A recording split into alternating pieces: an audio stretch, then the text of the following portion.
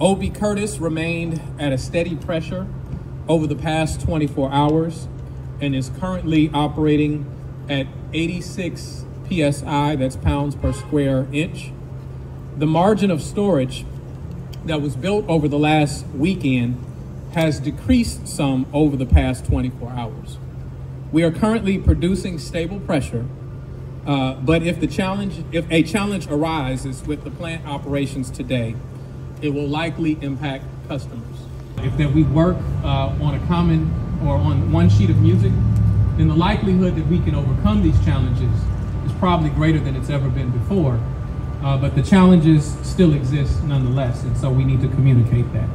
Typically, we understand that it is imperative that we put our political differences aside to contend with the challenge that we all face.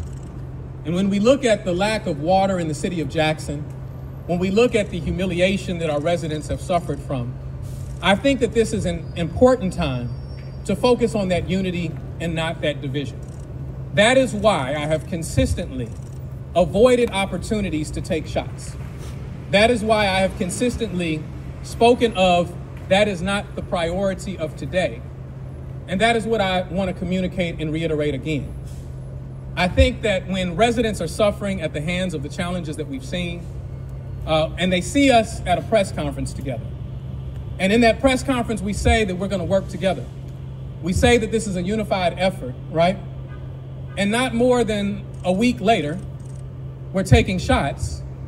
Then what that fundamentally does to the residents of Jackson is that it leaves them less resolved or less confident that we're actually going to be able to fix these problems.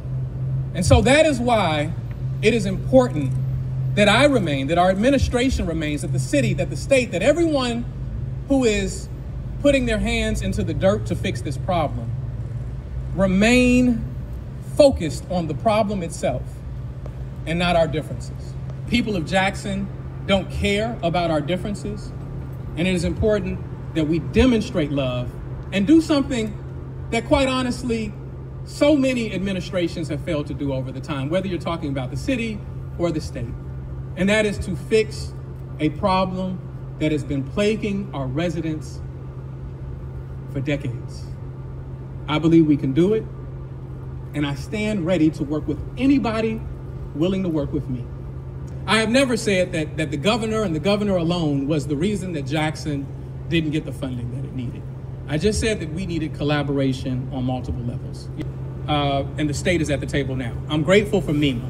I'm grateful for the Department of Health. I'm grateful for the EPA. I'm grateful for all of those people who are working diligently to make sure that we correct this issue, right?